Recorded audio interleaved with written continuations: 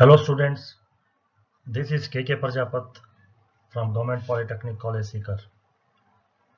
आज हम second year electrical के basic electrical engineering subject E203 के टॉपिक एसी सर्किट्स के title AC through RL circuit के बारे में डिस्कस करेंगे।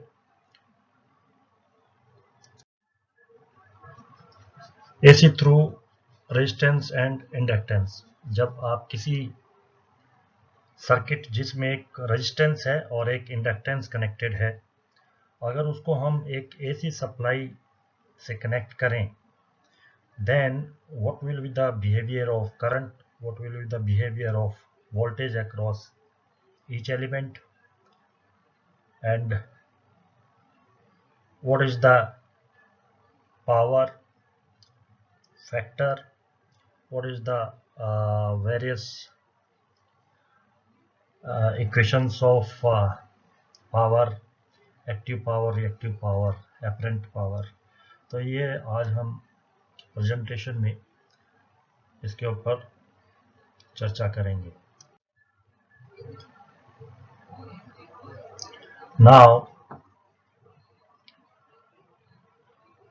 एक प्योर रेजिस्टेंस आर वैल्यू का और एक प्योर इंडक्टेंस एल वैल्यू का सीरीज में कनेक्टेड है, जैसा कि फिगर में शो किया हुआ है। यहाँ पर एक एसी वोल्टेज जो साइनसॉइडल नेचर का है और जिसकी आरएमएस वैल्यू V वोल्ट है, और उससे जो सर्किट में करंट फ्लो होगी वो I एम्पियर है। That is RMS values of voltage and currents apply करेंगे। VR जो है वो यहाँ पर हमारा रेजिस्टेंस R जो है, इसके अक्रॉस वोल्टेज ड्रॉप है जिसकी वैल्यू IR है, और VL ये वोल्टेज है अक्रॉस इंडक्टर जिसकी इंडक्टेंस L हेनरी है, इसके अक्रॉस वोल्टेज ड्रॉप है। इससे पहले के प्रेजेंटेशन में हम देख चुके हैं कि रेजिस्टेंस में से अगर कोई एसी करंट जारी है तो उसके अक्रॉस जो वोल्टेज ड्रॉप है वो उस करंट के फेज में ही होता है, और कोई इंडक्टर है उसमें से अगर एसी करंट फ्लो हो रही है तो उसके अक्रॉस जो वोल्टेज है वो करंट से 90 डिग्री अहेड होता है। तो इस सर्किट के अंदर हमने ये notation with various symbols and elements हमने शो किए हैं, जैसे मैंने आपको ऊपर बताया। एक बार फिर मैं यहाँ आपको एक बार बताना चाहूँगा कि रेजिस्टेंस R जो है उसमें से बहने वाली करंट और उसके अक्रॉस जो वोल्टेज है वो दोनों फेज में होंगे, और इंडक्टर के अक्रॉस जो वोल्टेज है VL और इसमें से बहने वाली जो करंट I है, इनके बीच में फेज डिफरेंस ये वाला होगा। जो करंट है, वोल्टेज जो है वो इंडक्टर के अक्रॉस उसमें से बहने वाले करंट से 90 डिग्री लीड करता है। यहाँ पर इन वोल्टेज ड्रॉप्स को हमने एक ट्राइंगल और एक बी में शो किया है। यह आपका ट्राइंगल है, इसमें various voltage, this is applied voltage की RMS value V, and this is voltage across resistance, and this is voltage across inductor. यहाँ पर हमने I करंट को रेफरेंस में लिया है हॉरिजेंटली, तो रेजिस्टेंस के अक्रॉस वोल्टेज VR है वो इस करंट के फेज में होगा जैसा हम जानते हैं, और मान लिया उसकी वैल्यू OA है, और जो इंडक्टर है उसके अक्रॉस वोल्टेज VL है, इसको हमने करंट I के 90 डिग्री अहेड लिया है। तो ये हमारा VR का फेजर है I के फेज में, और ये VL का फेजर है I के क्वाड्रेचर में या 90 डिग्री अहेड। यहाँ हमारा इन दोनों का जो वेक्टर सम है VR एंड VL का, ये वेक्टर सम हमारा अप्लाइड वोल्टेज के आरएमएस वैल्यू के बराबर होगा जो OB से रिप्रेजेंट हो रहा है। दिस इज वोल्टेज ट्राइंगल और given RL circuit when AC voltage is applied. अब यहाँ पर हम इनकी वैल्यू को मैथमेटिकली शो करेंगे। इससे पहले हमने जो शो किया है वो फेजर डायग्राम शो किया है। यहाँ पर जो वोल्टेज है, हमने अप्लाई वोल्टेज किया है, उसकी जो आरएमएस वैल्यू है, उसका वैल्यू क्या होगा, वो दोनों जो एलिमेंट है हमारे रेजिस्टेंस और इंडक्टर, उसके अक्रॉस जो वोल्टेज ड्रॉप है उनके एल्जेब्रिक या फेजर सम के बराबर होगा। वेक्टर सम और या कह सकते हो कि फेजर सम के बराबर होगा। और जो हम ट्राइंगल से देख सकते हैं कि V जो है वो equals to V R square plus V L square, और ये इक्वल्स टू है under root V R is I R square plus V L is I X L square. इन दोनों का स्क्वायर करके इसका स्क्वायर रूट ले लिया गया है। ये इक्वल्स टू आएगा आई स्क्वायर का आई स्क्वायर रूट आ गया आई एंड अंडर रूट अंदर R square plus X L square. इसको हम लिख सकते हैं कि v by under root R square plus X L square equals to I. ये जो क्वांटिटी है R square plus X L square का सम और उसका स्क्वायर रूट, इस क्वांटिटी को हम इम्पीडेंस बोलते हैं, जिसको जेड से रिप्रेजेंट किया जाता है। ये सर्किट का हमारा टोटल इम्पीडेंस है। और इम्पीडेंस ट्राइंगल से हम देख सकते हैं कि जो जेड स्क्वायर है वो R square plus X L square के बराबर होता है। Impedance square equals to resistance square plus reactance square.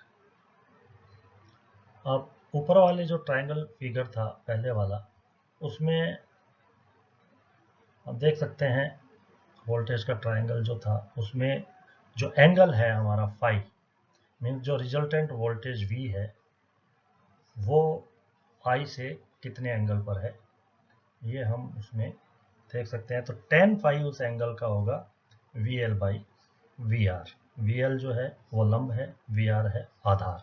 तो लंब बटा आधार होता है किसी भी एंगल का tan। वी एल की वैल्यू रख दी हमने आई एक्सएल और V R I into R. I से I cancel, then we got XL by R and XL is written as omega L and R is written as R. तो आप देख सकते हैं कि जो हमारा एंगल है उसका जो tan है वो रिएक्टेंस और रेजिस्टेंस, यहाँ पर ये रेजिस्टेंस है, रिएक्टेंस और रेजिस्टेंस का रेशियो होता है। और कह सकते हैं कि जो फाई है वो tan inverse XL by R होता है। दूसरे वर्ड में हम ये कह सकते हैं कि जो करंट आई है वो वोल्टेज वी से लैग कर रही है फाई एंगल से, या कह सकते हैं कि वोल्टेज वी है वो आई से फाई एंगल से लीड कर रहा है। अब अगर हम अप्लाइड वोल्टेज को साइनोसॉइडल वोल्टेज मानते हुए उसका इक्वेशन लिखें v equals to V M sine omega T, जो एक ऐसी साइन वेव का इक्वेशन है वोल्टेज का, तो इसमें से जो करंट पास होगी सर्किट में, जो आई करंट है किसी भी टाइम पर, ये इंस्टेंटेनियस वोल्टेज है at any time t, v equal to V M sine omega T. और उसी समय पर जो करंट होगा आई, वो I M sine omega T minus phi, क्योंकि यहाँ पर फाई कौन सा क्या एंगल है, ये हमारा आई किसी भी इंस्टेंट पर वोल्टेज से कितना पीछे चल रही है वो एंगल है फाई। तो minus phi means current I is lagging by 5 degree with respect to applied voltage. यहाँ पर आई एम जो है वी एम बाई जेड है।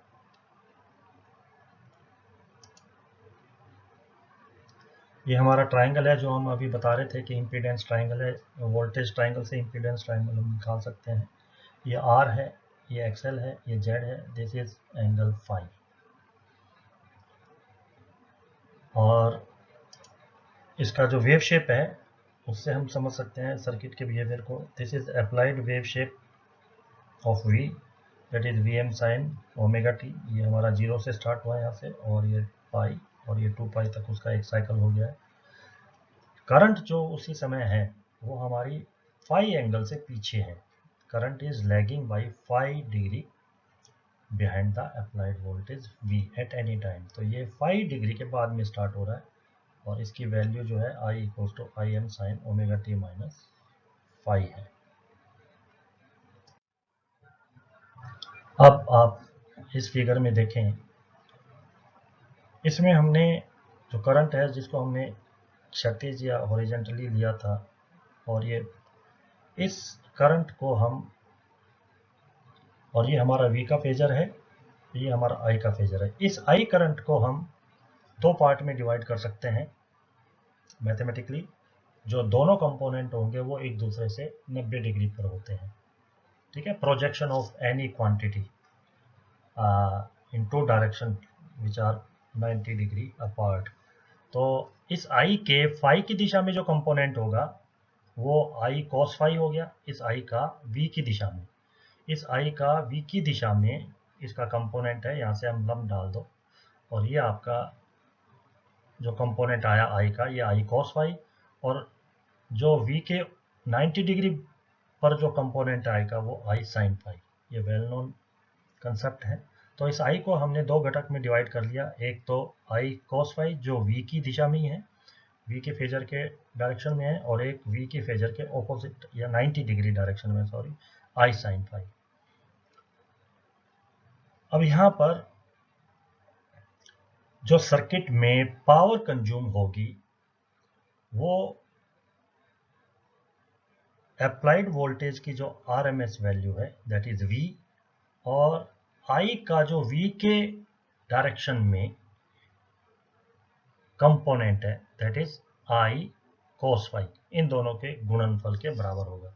तो जो पावर हमारा कंज्यूम होगा, जिसको हम रियल पावर बोलते हैं, आगे हम इसके बारे में चर्चा करेंगे।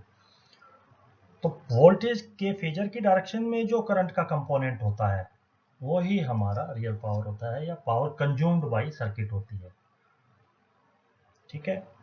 तो इसमें जो पावर कंज्यूम्ड बाई सर्किट है उसको रियल पावर बोलते हैं। This is P is your real power. तो that is V into I का V की दिशा में कंपोनेंट I cos फाई का गुणनफल। तो ये हो गया V I cos phi. V क्या है? RMS value of applied voltage, और I क्या है? RMS value of current flowing in the circuit, and phi is called power factor of the circuit, power factor angle, और cos जो इसका है वो कहलाता है power factor of the circuit.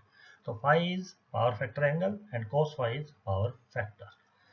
तो यहाँ पर ये ध्यान देने योग्य बात है कि किसी AC सर्किट में वोल्टेज की RMS वैल्यू और करंट की जो RMS वैल्यू, सिर्फ हम V और I को मल्टीप्लाई करते हैं तो ये हमारी ट्रू पावर या रियल पावर नहीं आती, ये हमारी आती है आभासी पावर, जिसको बोलते हैं V गुणा I जो है वो आभासी पावर होती है, जिसको एपरेंट पावर भी बोला जाता है। तो ट्रू पावर जो है वो इस एपरेंट पावर, वोल्ट एम्पियर जो है ना, उसका पावर फैक्टर से मल्टीप्लाई करने के बाद में जो पावर आती है वो ट्रू पावर होती है, और वही पावर हमारी कंज्यूम्ड पावर होती है सर्किट द्वारा, जो वाट में शो की जाती है। तो वाट जो पावर है वो VA जो एपरेंट पावर है इनटू पावर फैक्टर इस सर्किट का होता है। अब यहाँ पर आप जो पावर का इक्वेशन है, पावर का जो वेव फॉर्म है, उसको हम डिस्कस करेंगे।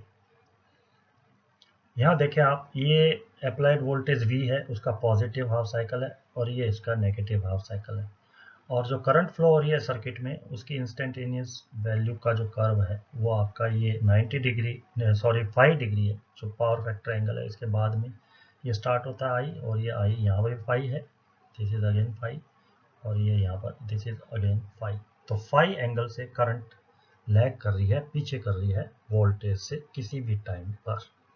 तो यहाँ पर पावर जो है, उस पावर को अगर हम कैलकुलेट करें, किसी भी एक कंप्लीट साइकिल में हम पावर को कैलकुलेट करते हैं, जैसे ये वाली साइकिल है, तो इसमें जहाँ जहाँ पर आपका V और I का इंस्टेंटेनियस V, तात्क्षणिक वोल्टेज V और तात्क्षणिक करंट I, दोनों का मल्टीप्लिकेशन जहाँ पर पॉजिटिव आएगा, V भी पॉजिटिव है और I भी पॉजिटिव है, तब दोनों का गुणनफल पॉजिटिव होगा, और V नेगेटिव है, I भी नेगेटिव है, तो इन दोनों का गुणनफल भी पॉजिटिव होगा, क्योंकि नेगेटिव को नेगेटिव से मल्टीप्लाई करते हैं तो पॉजिटिव क्वांटिटी मिलती है।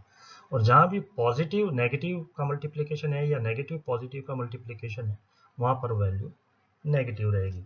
तो हमने यहाँ पर जो पावर है उसका वेव फॉर्म इसी कंसेप्ट पर ड्रॉ किया है। यहाँ पर देखो इस फाई के अंतराल में v तो हमारी पॉजिटिव है और i जो है हमारी नेगेटिव है। ये i का यहाँ पर नेगेटिव डायरेक्शन ये नीचे की तरफ आ रहा है, तो v पॉजिटिव है और i को अगर हम यहाँ एक्सटेंड करें ऐसे नीचे की तरफ आए इधर, i नेगेटिव है इस फाई के अंतराल में, तो दोनों का गुणनफल नेगेटिव होगा और इन दोनों का जो गुणनफल है इसको हमने ये शो कर दिया। ये आपका अलग अलग इंस्टेंट यहाँ पर आप चलेंगे अलग अलग एंगल पर, तो ये आपको ये अलग अलग v मिलेगा और अलग अलग i मिलेगा नेगेटिव साइड में, इन दोनों का मल्टीप्लिकेशन ये हमारा इस ड्यूरेशन में और पावर का ग्राफ आ गया। अब यहाँ से देखें आप 5 के जस्ट बाद में यहाँ पर v भी पॉजिटिव है, ये v पॉजिटिव है, ठीक है, i भी पॉजिटिव है यहाँ के बाद में, ये पॉजिटिव जब तक दोनों पॉजिटिव हैं और जब तक दोनों जीरो नहीं है या कोई एक जीरो नहीं है तब तक ये पॉजिटिव रहेगा। तो ये देखो इनका मल्टीप्लिकेशन इसके बाद में अलग अलग टाइम के ऊपर ये आप वैल्यू निकालें तो ये आप कर्व ड्रॉ करेंगे तो ये पावर का कर्व आएगा इंस्टेंटेनियस पावर का। यहाँ पर देखो ये मैक्सिमम वैल्यू यहाँ आ रही है इस पॉइंट पर और इस पर यहाँ ये जो इन दोनों का गुणनफल मैक्सिमम है, ये मैक्सिमम आ गया।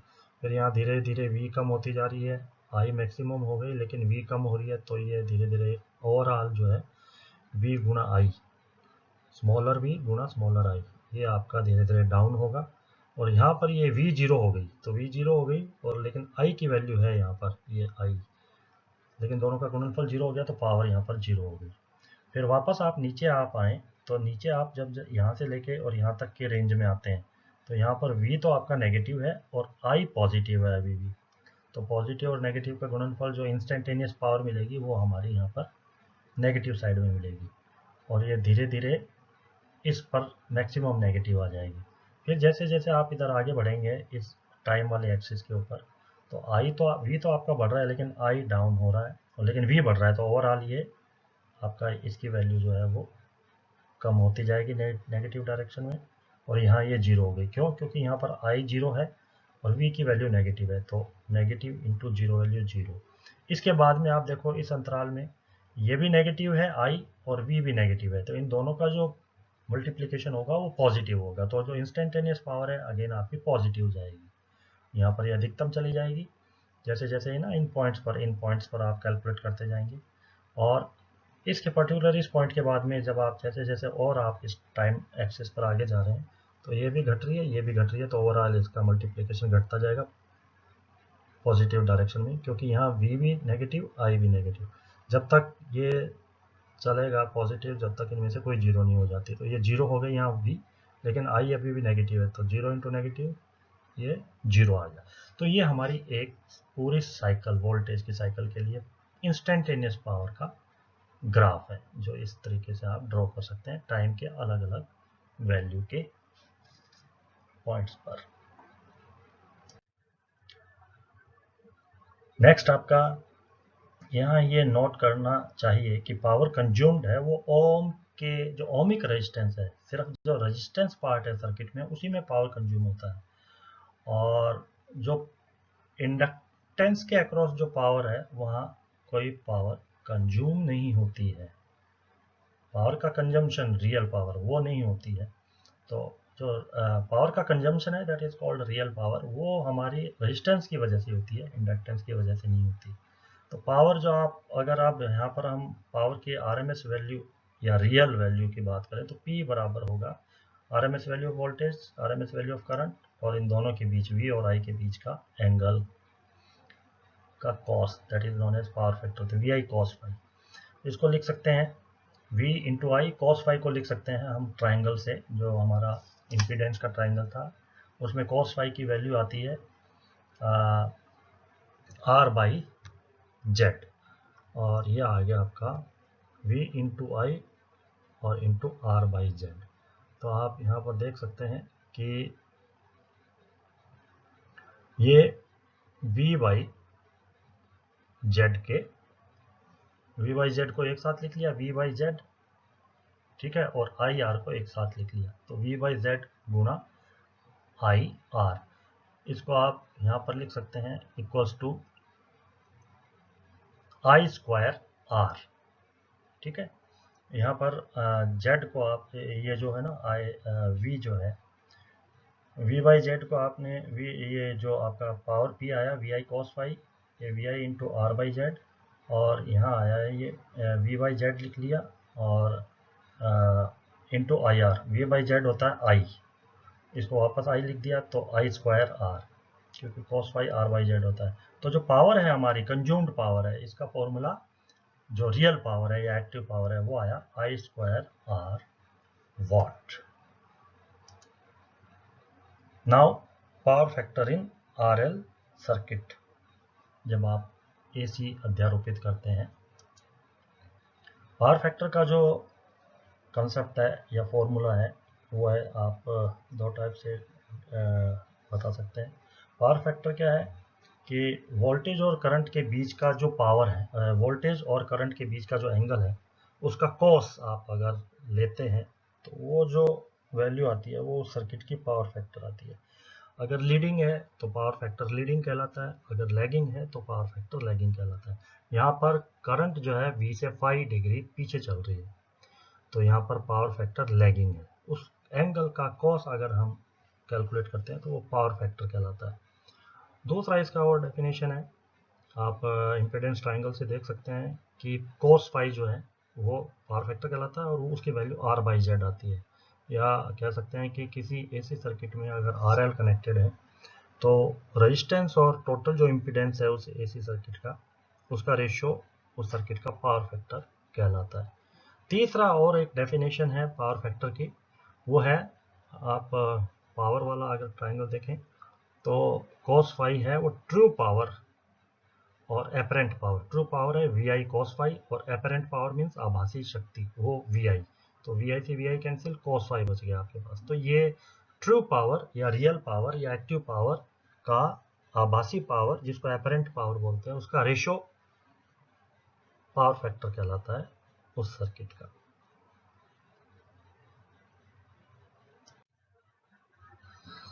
Now active and reactive component of circuit current I, जो हम पहले भी डिस्कस कर चुके हैं। एक्टिव कंपोनेंट जो होता है करंट का, वो कंपोनेंट होता है जो वोल्टेज फेजर की दिशा में होता है। ये हमारा वोल्टेज फेजर है, ठीक है, और इसका आई कॉस फाई, वी की दिशा में जो आई कॉस फाई है, उस करंट की वजह से, मतलब आई करंट का ये जो कंपोनेंट है आई कॉस फाई, ये हमारा एक्टिव कंपोनेंट कहलाता है करंट का। और जो वोल्टेज के परपेंडिकुलर दिशा में करंट का कंपोनेंट होता है जो यहाँ है, वो हमारा रिएक्टिव पावर या रिएक्टिव कंपोनेंट कहलाता है करंट का, जिसको हम आई साइन फाई बोलते हैं, और इसको वाटलेस कंपोनेंट भी बोलते हैं। Now it should be noted that the product of voltage and ampere in AC circuit gives वीए, जिसको हम आभासी शक्ति बोल रहे हैं बार बार।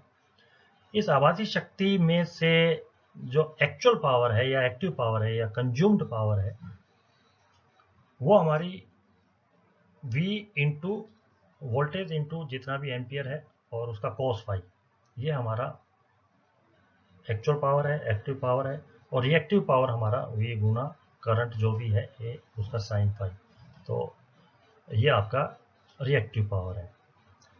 और इसको आप केवीए वैल्यू में भी लिख सकते हैं, 1000 से डिवाइड कर दें तो वो वैल्यू आपकी एपरेंट पावर की केवीए आ जाएगी और एक्टिव पावर की किलोवाट आ जाएगी और रिएक्टिव पावर की kilowatt kilo volt ampere reactive आ जाएगी। तो एक्टिव कंपोनेंट जो है, ये जो हमारा केवीए है, हमारी जो रेटिंग है उसकी आभासी केवीए, बड़ी अगर वैल्यू है तो उसको केवीए से डिनोट करते हैं। उसको कॉस फाई से मल्टीप्लाई कर दें तो एक्टिव कंपोनेंट हमारी पावर हम दे सकते हैं। जैसे ये केवीए है ना, दिस इज केवीए आभासी पावर, ये रिएक्टिव है केवीए आर, और ये हमारी एक्टिव पावर है, ये हमारा पावर फैक्टर एंगल फाई है, ये वोल्टेज का फेजर है। अगर इस आभासी शक्ति को हम cos फाई से मल्टीप्लाई कर दें तो इसका मतलब इस केवीए का v की दिशा में प्रोजेक्शन आ गया, ये kw, इसको हम एक्टिव कंपोनेंट ऑफ पावर बोलते हैं। और रिएक्टिव कंपोनेंट पावर जो है वो हमारा वोल्टेज की परपेंडिकुलर दिशा में जो पावर का कंपोनेंट है उसको केवीए आर बोलते हैं, जिसको रिएक्टिव कंपोनेंट ऑफ पावर बोलते हैं। ये मैंने अभी आपको बताया है। तो आप इससे देख सकते हैं कि जो केवी है, पावर ट्रायंगल है, वो केवीए बराबर है, जो आभासी शक्ति है वो किलोवाट स्क्वायर, जो रियल शक्ति है, रियल पावर है, प्लस रिएक्टिव पावर केवीआर का स्क्वायर का सम का वर्गमूल होता है केवीए, जिसको आभासी शक्ति बोलते हैं। यहाँ से आप, जैसे मैंने पीछे बताया कि किलोवाट या एक्टिव पावर होती है kVA cos Y, reactive power होती है केवीए साइन फाई। ये हम केवीए वाला जो ट्राइंगल अभी पीछे गया, इससे हम इजीली समझ सकते हैं। अब यहाँ पर एक एग्जांपल के थ्रू ये पावर का कंसेप्ट बताया गया है।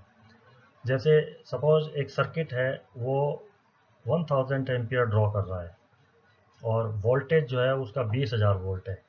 ये इनकी आरएमएस वैल्यूज है, करंट की आरएमएस वैल्यू है, ये वोल्टेज की आरएमएस वैल्यू, और उस सर्किट का पावर फैक्टर 0.8 है।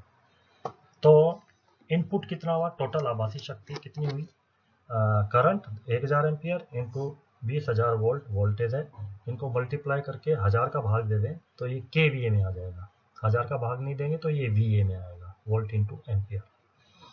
तो 1000 का भाग देते केवीए में आ जाएगा, तो इसमें 1000 का भाग देंगे तो 1000 से 1000 तो 20,000 केवीए हमारी आभासी शक्ति आ गई, इनपुट पावर जो है। इसको अगर cos फाई, क्योंकि पावर फैक्टर 0.8 दे रखा है, cos फाई 0.8 है और साइन फाई की वैल्यू आप निकाल सकते हैं, इससे 0.6 आएगी। तो जो एक्टिव पावर है किलोवाट, वो हमारी पूरी जो आभासी शक्ति है 20,000 केवी है, उसको cos फाई से मल्टीप्लाई कर दो तो 16,000 किलोवाट, ये हमारी एक्टिव पावर आ गई। और रिएक्टिव पावर जो केवीआर है, वो हमारी जो आभासी शक्ति है 20,000 केवी है, उसको 0.6 मतलब साइन फाई से मल्टीप्लाई कर दिया तो 12,000 हमारी रिएक्टिव पावर आ गई। तो इन दोनों का जो एक्टिव पावर रिएक्टिव पावर का जो बीजीय योग है या फेजर सम है, वो हमारा आभासी पावर होता है। और ये हम देख सकते हैं यहाँ 16,000 का स्क्वायर, 16,000 जो है हमारा किलोवाट है इसका स्क्वायर, और 12,000 केवीआर है उसका स्क्वायर। इनको जोड़ करके अगर हम इसका स्क्वायर रूट निकालें तो 20,000 आता है, जो हमारा यहाँ आभासी शक्ति के बराबर हो गया, 20,000 केवी, 20,000 केवी। ये एक्टिव रिएक्टिव पावर फिर एक बार आपके इसमें इसको एक अलग नोटेशन में समझाया गया है। एपरेंट पावर जो है, आरएल सर्किट की बात कर रहे हैं हम, इसमें एपरेंट पावर को एस से शो किया जाता है। और ये मैंने पहले बताया कि ये अप्लाइड वोल्टेज के आरएमएस वैल्यू और सर्किट में फ्लो होने वाले करंट के आरएमएस वैल्यू का गुणनफल होता है। तो एस मीन्स एपरेंट पावर या आभासी शक्ति, ये वी गुणा आई होता है। या लिख सकते हैं इसको, आई तो आई है और वी को लिख सकते हैं आई गुणा जेड और आई, तो I square Z volt ampere, ये हमारी आभासी शक्ति हो गई। और इसकी यूनिट वोल्ट एम्पियर, बड़ी यूनिट है तो किलो वोल्ट एम्पियर केवी, उससे भी बड़ी यूनिट है तो मेगा वोल्ट एम्पियर या एमवी। इसी में एक्टिव पावर, जिसको पी से डिनोट किया जाता है पावर सिस्टम में या इलेक्ट्रिकल इंजीनियरिंग में, और ये वो पावर होती है जो एक्चुअल में डिसिपेट हुई है हीट में या उसके मैकेनिकली एनर्जी में कन्वर्ट हो गया है वो पावर, ये वो पावर है एक्टिव पावर। और आप यहाँ पर रेजिस्टेंस है तो वो रेजिस्टेंस में जो कंज्यूम हुई वो पावर एक्टिव पावर है। पी बराबर होता है आई स्क्वायर आर, जो हम पीछे की स्लाइड में बता चुके हैं, और ये वी आई कॉस फाई के बराबर होता है। और रिएक्टिव पावर है उसको क्यू से डिनोट किया जाता है। ये इंडक्टिव रिएक्टेंस के अंदर जो पावर हमारी डेवलप हो रही है, एल इंडक्टेंस, जो एल हेनरी का इंडक्टेंस है, उसमें जो पावर हमारी डेवलप हो रही है उसको रिएक्टिव पावर बोलते हैं और उसको क्यू से डिनोट करते हैं। तो क्यू बराबर I square into XL. Active power I square into R resistance की वजह से होता है, और रिएक्टिव पावर आपके रिएक्टेंस की वजह से, यहाँ रेजिस्टेंस की वजह से एक्टिव पावर और रिएक्टेंस की वजह से रिएक्टिव पावर। तो क्यू बराबर आई स्क्वायर एक्सएल, या आई स्क्वायर और एक्सएल को लिख सकते हैं जेड साइन फाई, या यहाँ पर लिख सकते हैं कि आई इंटू आई जेड, इस आई को दो टुकड़े कर दिए, एक आई और एक आई जेड और एक साइन फाई। और यहाँ पर आई जेड जो है वो वी के बराबर है, तो वी आई साइन फाई, ये हम पहले बता चुके हैं। वी आई साइन फाई आपका रिएक्टिव पावर है, या आई स्क्वायर एक्सएल लिख सकते हैं, या I R square Z sine phi लिख सकते हैं। ये हमारा रिएक्टिव पावर है, जिसको वोल्ट एम्पियर रिएक्टिव से शो किया जाता है। ये तीनों पावर जो है हमने इस डायग्राम के अंदर शो किया हुआ है। इसे आप देख सकते हैं, ये हमारी आभासी पावर है एस आई स्क्वायर जेड या वी आई, सिर्फ वी आई, और ये हमारा एक्टिव पावर है, ये आई स्क्वायर आर है जो पी से डिनोट करते हैं, और ये रिएक्टिव पावर है जो आई स्क्वायर एक्सएल है या वी आई साइन फाई है। तो ये हमारा पावर का ट्राइंगल डायग्राम है।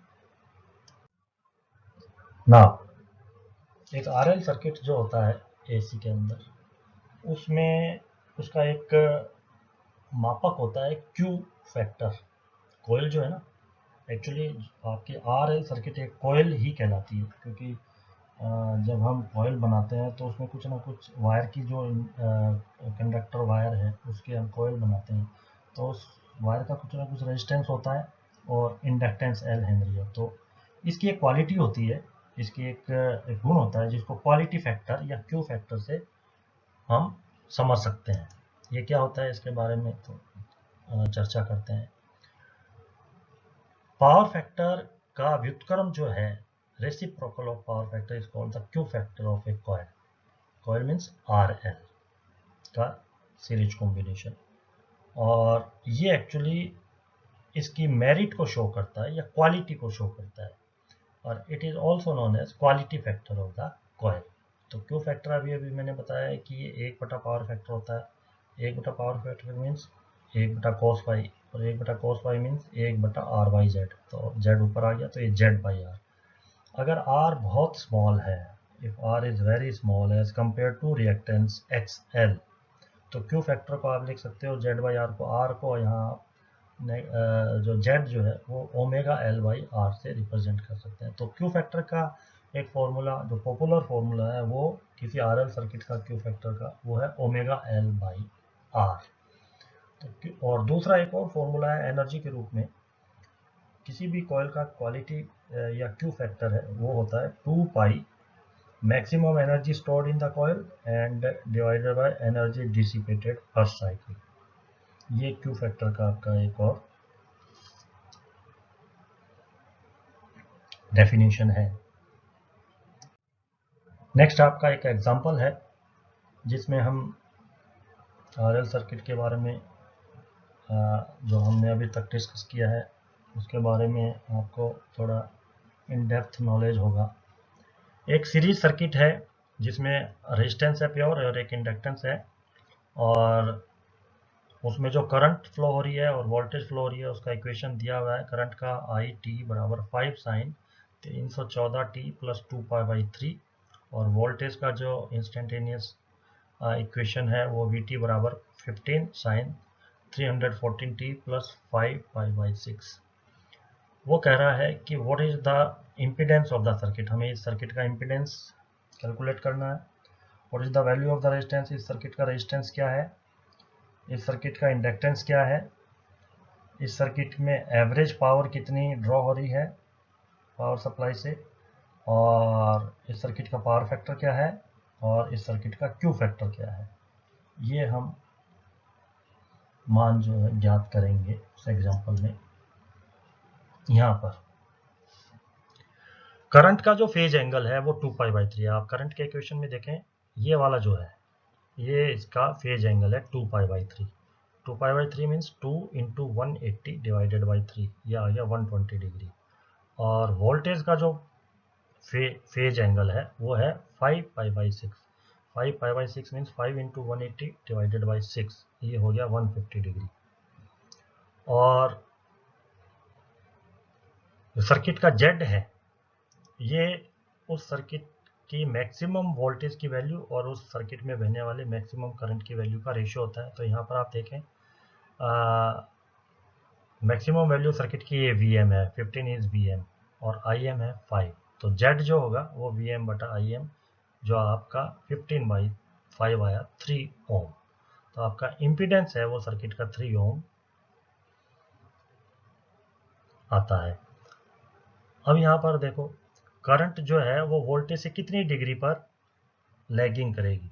ये जो फेज एंगल दिया हुआ है ये किसी रेफरेंस पॉइंट के हिसाब से दिया हुआ है, उससे करंट का जो एंगल है वो है 2π/3 किसी भी समय t पर, और वोल्टेज का एंगल है 5π/6। तो वोल्टेज जो है उस रेफरेंस एक्सिस से 5π/6 से डिस्प्लेस्ड है, और करंट जो है 2π/3, मतलब ये है 150 डिग्री और ये है 120 डिग्री किसी रेफरेंस एक्सिस से। तो इन दोनों के बीच में जो डिफरेंस होगा वोल्टेज और करंट के बीच में, वो होगा 150 माइनस 120, जो 30 डिग्री हो गया। मतलब वोल्टेज फेजर और करंट फेजर का किसी भी टाइम पर जो फेज डिफरेंस है वो 30 है। तो ये हमारा पावर फैक्टर एंगल आ गया। ठीक है, अब यहाँ पर जो पावर फैक्टर एंगल आया 30, इसका अगर कॉस से आप मल्टीप्लाई करते हैं तो कॉस 30 मीन्स √3/2, ये 0.866 है। तो पावर फैक्टर आपका सर्किट का 0.866 आ गया है। और इसमें ये R/Z के बराबर भी होता है, क्योंकि पावर फैक्टर जो है आपने निकाल लिया है, यह R/Z के बराबर भी होता है। अब आपको Z पता है, पावर फैक्टर पता है, तो R निकाल सकते हैं। तो R बराबर आएगा Z इंटू 0.866। तो यहाँ पर Z की वैल्यू है 3 ओम और पावर फैक्टर की वैल्यू है 0.866। तो 3 को 0.866 से मल्टीप्लाई करने पर आपका 2.6 ओम आता है। तो रेजिस्टेंस जो है सर्किट का 2.6 ओम आ गया। अब हमें पता है कि साइन 30 है वो XL/Z के बराबर होता है। अब यहाँ पर हमें साइन 30 की वैल्यू पता है, हाफ होती है, Z की वैल्यू पता है, तो XL आ जाएगा। XL आएगा Z इंटू 0.5। Z हमारा है 3 ओम, 3 ओम को 0.5 से मल्टीप्लाई कर दो तो XL आ गया 1.5 ओम। रेजिस्टेंस आ गया, रिएक्टेंस आ गया। तो आपका इम्पीडेंस हम निकाल चुके हैं, रेजिस्टेंस हम निकाल चुके हैं। अब इंडक्टेंस, इंडक्टेंस क्योंकि इंडक्टिव रिएक्टेंस आपका 1.5 ओम आ चुका है, और ये हमारा होता है XL होता है ओमेगा L। तो ओमेगा L बराबर 1.5। ओमेगा हमारा 314 है, दिस इज ओमेगा टी। तो ओमेगा की वैल्यू यहाँ पर 314 है, दोनों में ओमेगा इज सेम। तो 314 जो ओमेगा है, ओमेगा टी की वैल्यू है। तो ओमेगा एल जो XL है ये बराबर 1.5 हम निकाल चुके हैं। तो L बराबर आएगा 1.5 डिवाइडेड बाई 314। इसकी वैल्यू कैलकुलेट करेंगे तो ये 4.78 मिली हेनरी इसकी वैल्यू प्राप्त होती है। और अब आपका लास्ट में है Q factor of the coil. Q factor of the coil होता है 1/cos⁵ बोल दो, या ओमेगा L/R आप कह सकते हैं। और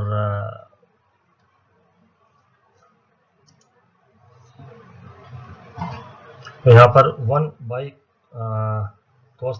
1 डिवाइडेड बाई 0.866, या Z/R 3 डिवाइडेड बाई 2.8, ये 1.15। तो इस सर्किट का हमारा क्वालिटी फैक्टर जो है Q फैक्टर ये 1.15 है, और इसका मात्रक नहीं होता है। क्वालिटी फैक्टर एक वैल्यू होती है। तो आज हमने RL सर्किट के बारे में डिस्कस किया। अगर किसी ऐसी सप्लाई के अक्रॉस एक रेजिस्टेंस और इंडक्टेंस को आप कनेक्ट कर देते हैं तो करंट का क्या वैल्यू होगा, किस किस टाइम पर वोल्टेज क्या होगा, पावर्स की क्या होगी, पावर फैक्टर क्या होगा, क्यू फैक्टर क्या होंगे, क्या इम्पीडेंस होंगे, ये हम सब कैलकुलेट कर सकते हैं। Thank you for watching GPC YouTube channel.